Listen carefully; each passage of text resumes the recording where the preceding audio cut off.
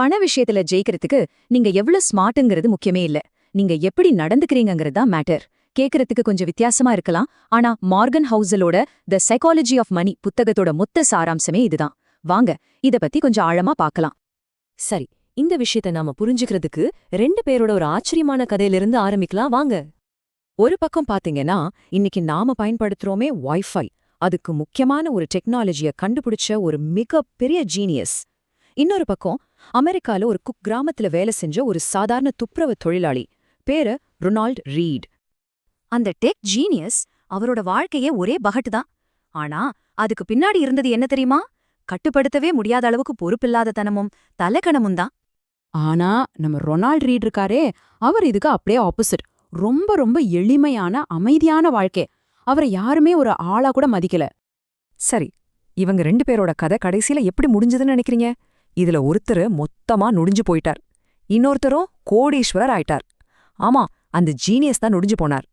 அப்போ அந்த துப்புரவு தொழிலாளி? அவர் 2014ல இறந்தப்போதான் ஒரு உண்மை வெளிய வந்துச்சு. யாருக்குமே தெரியாம அவர்கிட்ட $8 மில்லியன் சொத்து இருந்திருக்கு. அதாவது பல கோடி ரூபா. அந்த மொத்த பணத்தையும் அவர் அங்க இருந்த ஒரு மருத்துவமனைக்கும் நூலகத்துக்கும் எழுதி வச்சுட்டு போயிட்டாரு. இப்ப கொஞ்சம் யோசிச்சு பாருங்க. ரொனால்ட் ரீட் ஒன்னும் பெரிய இன்வெஸ்ட்மெண்ட் எக்ஸ்பர்ட்லாம் கிடையாது. அவர் செஞ்சதெல்லாம் ரொம்ப சிம்பிளான ஒரு விஷயம்தான். தனக்கு கிடைச்ச கொஞ்சம் பணத்தை சேமிச்சாரு, நல்ல கம்பெனிகளோட பங்குகள்ல முதலீடு செஞ்சாரு, அப்புறம் ரொம்ப ரொம்ப முக்கியமா பல வருஷங்கள் பொறுமையா காத்திருந்தாரு. கடைசியில அவரோட பொறுமை அந்த ஜீனியஸோட புத்திசாலித்தனத்தையே ஜெயிச்சிடுச்சு. சரி, அப்போ பண விஷயத்துல நம்ம நடத்தை மட்டும்தான் முக்கியமா? இல்லவே இல்ல. இதுல அதிர்ஷ்டம்னு ஒன்னு இருக்கு பாருங்க, அது ஒரு பெரிய பங்கு வகிக்குது. வாங்க அத பத்தி தான் இப்ப பார்க்க போறோம். பொதுவா நாம எப்படி யோசிப்போம்? ஜெயிச்சா அது நம்ம திறமை, தோத்துட்டா அது நாம எடுத்த தப்பான முடிவு, அப்படிதானே? ஆனா உண்மை என்ன தெரியுமா? அதிர்ஷ்டமும் சரி, ஆபத்தும் சரி, இது ரெண்டுமே ஒரே நாணயத்தோட 2 பக்கங்கள் மாதிரி தான். உதாரணத்துக்கு பில்கேட்ஸையே எடுத்துப்போமே. அவரே சொல்ற ஒரு விஷயம் என்னன்னா, அவர் படிச்ச அந்த லேக் சைட் ஸ்கூல்ல மட்டும் அன்னிக்கு கம்ப்யூட்டர் வசதி இல்லாம போயிருந்தா மைக்ரோசாஃப்ட்ங்கிற ஒரு கம்பெனியும் உருவாகிருக்காதுன்னு சொல்றாரு. இதுக்கு பேரு தான் அதிர்ஷ்டம். சரி, இப்ப அதே நாணயத்தோட அடுத்த பக்கத்தை பார்க்கலாம். ஆபத்து. பில்கேட்ஸோட பெஸ்ட் ஃப்ரெண்ட் கென்ட் எவன்ஸ், அவரும் அதே ஸ்கூல்ல தான் படிச்சாரு. பில்கேட்ஸ் அளவுக்கு புத்திசாலி, கம்ப்யூட்டர் மேல அதே ஆர்வம். ஆனா ஸ்கூல் முடிக்கிறதுக்கு முன்னாடியே ஒரு மலையேற்ற விபத்துல அவர் இறந்து போயிட்டார். பாத்தீங்களா? ஒரே இடம், ஒரே திறமை, ஆனா அதிர்ஷ்டமோ துரதிர்ஷ்டமோ வாழ்க்கைய தலைகீழா மாத்தி போட்டுடுச்சு. அதிர்ஷ்டத்தோட விளையாட்டு இப்படிதான் இருக்கும்னு நாம புரிஞ்சுக்கிட்டாலே கொஞ்சம் அடக்கமா இருப்போம். ஆனா பண விஷயத்துல கத்துக்க வேண்டியதுல ரொம்ப ரொம்ப கஷ்டமான ஒரு ஸ்கில் இருக்கு. அது என்னன்னா, எப்போ போதும்னு சொல்லி நிறுத்தணும்னு தெரிஞ்சுக்கிறது தான். இந்த காம்பவுண்டிங்கோட சக்தியை புரிஞ்சிக்க ஒரு நல்ல உதாரணம் இருக்கு. ஒரு பனிப்பாறை எப்படி உருவாகுதுன்னு யோசிங்க. ஒரே நாள்ல நடந்துராது. ஒவ்வொரு குளிர்காலத்திலயும் பனி பெய்யும், கோடை காலத்துல அதுல கொஞ்சம் உருகும், ஆனா கொஞ்சம் பனி அப்படியே தங்கிடும். அடுத்த வருஷம் அந்த பழைய பனி மேல புதுசா பனி வந்து சேரும்.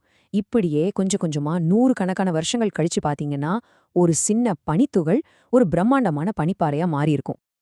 அந்த பனிப்பாறை மாதிரி உங்க பணமும் பல மடங்கு பெருகணும்னா நீங்க அதுக்கு நிறைய நேரம் கொடுக்கணும். ஆனா அந்த நேரத்தை கொடுக்கறதுக்கு ஒரு முக்கியமான மனநிலை தேவைப்படுது. அதுதான் போதுங்கிற மனசு.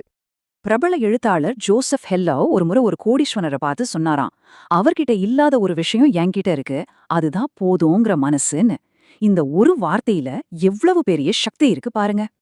பல கோடிகள் சம்பாதிச்ச ரஜத் குப்தா மாதிரி பெரிய பெரிய ஆளுங்க கூட இன்னும் வேணுங்கிற பேராசையில தப்பான வழியில ரிஸ்க் எடுத்து கடைசியில அவங்க கிட்ட இருந்த பேர், புகழ், பணம்னு எல்லாத்தையும் இழந்துட்டாங்க. பாருங்க, எப்போ நாம போதும்னு ஒரு கோடு போடலையோ அப்போ நம்ம கிட்ட இருக்கிற முக்கியமான விஷயங்களை கூட நமக்கு தேவையே இல்லாத விஷயங்களுக்காக பணயம் வைக்க ஆரம்பிச்சிடுவோம். சரி, இந்த இன்னும் வேணும்னு நாம ஏன் இப்படி ஓடுறோம்? பெரும்பாலும் நம்ம கிட்ட இருக்கிறத மத்தவங்களுக்கு காட்டிக்கணுங்கிறதுக்காக தான். ஆனா இங்கதான் ஒரு பெரிய முரண்பாடே இருக்கு. உங்ககிட்ட ஒரு சின்ன கேள்வி. நீங்க ரோட்ல போயிட்டு இருக்கீங்க. ஒருத்தர் ஒரு சூப்பரான ஃபெராரி கார் ஓட்டிட்டு போறாரு. அத பாக்கும்போது நீங்க உண்மையிலேயே யார பத்தி யோசிப்பீங்க? உண்மைய சொல்லுங்க, நீங்க அந்த காரை ஓட்டுறவரை பார்த்து வாவ் இவர் எவ்ளோ பெரிய ஆளுன்னு நினைப்பீங்களா? சான்ஸே இல்ல. நீங்க அந்த காரை பத்தி என்ன நினைப்பீங்கன்னா, இந்த மாதிரி ஒரு கார் நம்ம கிட்ட இருந்தா எல்லாரும் நம்மள எவ்ளோ மரியாதையா பாப்பாங்கன்னு தான் யோசிப்பீங்க. அதாவது உங்க யோசனை முழுக்க அந்த டிரைவரை பத்தி இல்ல, உங்கள பத்தி தான். இதுதான் நிஜம். அப்போ உண்மையான செல்வம்னா என்ன? அது நீங்க ஓட்டுற அந்த ஃபெராரி கார் கிடையாது. உண்மையான செல்வங்கிறது நீங்க இன்னும் செலவு பண்ணாம வச்சிருக்கிற பணம் தான். அது யாருக்கும் தெரியாது, அது உங்க கண்ணுக்கும் தெரியாது. சரிப்பா, இந்த செல்வம் கண்ணுக்கே தெரியாதுன்னா அப்புறம் அதை வச்சுக்கிட்டு என்ன பிரயோஜனம்? அதோட உண்மையான பலன் இருக்கு பாருங்க, அது எந்த ஒரு ஆடம்பர பொருளை விடவும் பல மடங்கு மதிப்பு வாய்ந்தது. பணம் உங்களுக்கு வாங்கி கொடுக்கக்கூடிய மிகப்பெரிய பரிசு என்ன தெரியுமா? அது சுதந்திரம். தினமும் காலையில எந்திரிச்சு இன்னைக்கு நான் எனக்கு பிடிச்சத செய்ய போறேன்னு நீங்க சொல்ல முடியுது பாருங்க. அந்த ஒரு உரிமை தான் உண்மையான செல்வம். இது சும்மா சோம்பேறியா இருக்கிறத பத்தி இல்ல. உங்ககிட்ட சேமிப்பு இருந்துச்சுன்னா உங்களுக்கு பிடிக்காத வேலையை தூக்கி போட்டுட்டு வேற வேலைக்கு போக முடியும். திடீர்னு ஒரு மெடிக்கல் எமர்ஜென்சினா பதட்டப்படாம சமாளிக்கலாம். உங்களுக்கு எப்போ தோணுதோ அப்போ நீங்க ஓய்வு எடுத்துக்கலாம். சுருக்கமா சொன்னா உங்க வாழ்க்கையோட கண்ட்ரோல் முழுசா உங்க கையில இருக்கும். அதனால கடைசியா நாம நம்மளையே கேட்டுக்க வேண்டிய ஒரு கேள்வி இதுதான். உங்க பணம் உங்களுக்காக எதை வாங்குது? மத்தவங்க பார்த்து ஆச்சரியப்படுறதுக்காக சில பொருட்களையா? இல்ல உங்க நேரத்தையும் உங்க சுதந்திரத்தையும் உங்களுக்காக அதை வாங்குதா? யோசிங்க.